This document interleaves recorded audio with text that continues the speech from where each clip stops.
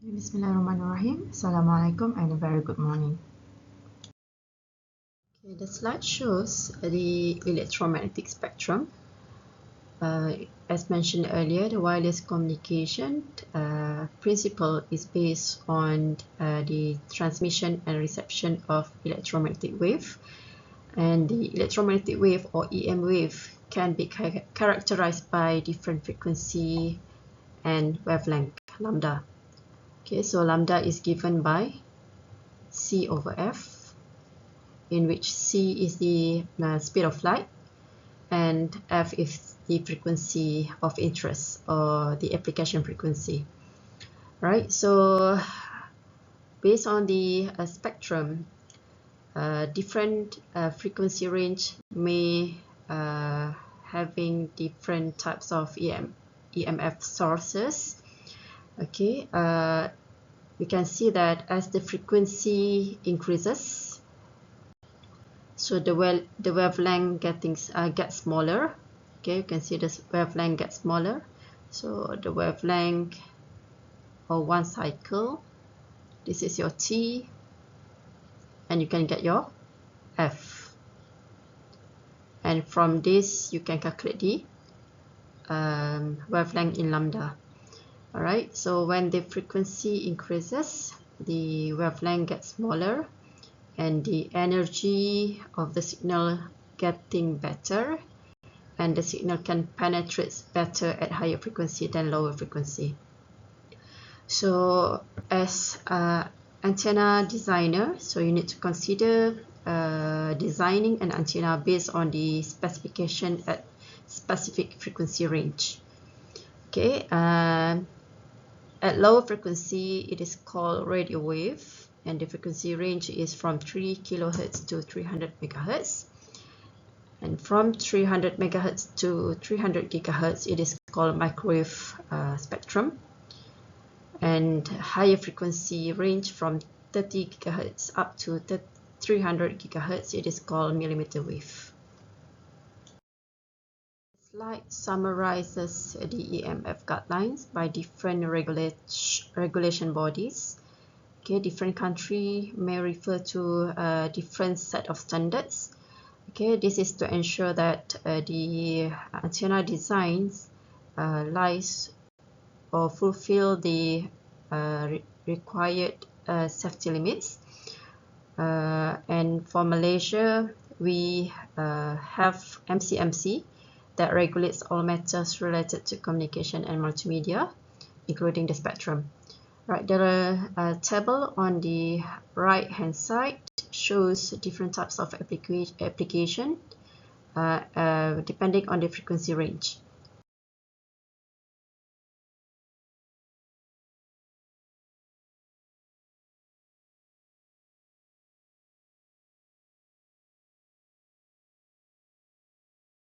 So what is an antenna? So it's an electrical device which converts electric power into radio waves prior transmission, and vice versa, meaning that at the receiving end, the radio waves will be reconverted back into its original signal for reception. So it is usually used with a radio transmitter or receiver, and antenna can also be thought as a transitional structure between free space and guiding device. Okay, guiding device may be free space or guided device such as the waveguide. So by using an antenna, we can perform daily activities such as mobile communication, and then watching television. We can also listening to online streaming or radio streaming. Let's recall the communication system, which consists of three main components, which are the transmitter. Okay, so at the transmitter, the electrical signal will be converted into the electromagnetic wave form. So the signal then will be sent or will be transmitted over a transmission medium. Okay, either it is free space or guided transmission medium such as waveguide or fiber optic cables, and then it will be sent to the receiving end. So at the receiver, okay, the electromagnetic wave will be reconverted back into the voltage signal, and demodulation process takes place, and the end user or the end recipient will be receiving the signal as similar as the one transmitted at the transmitter.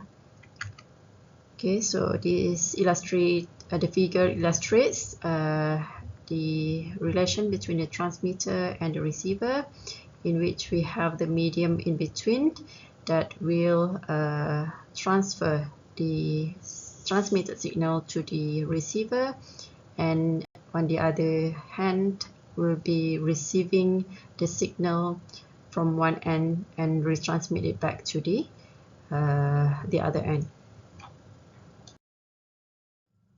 Okay, let's look at how the overall communication system works from the transmitting end to the receiving end.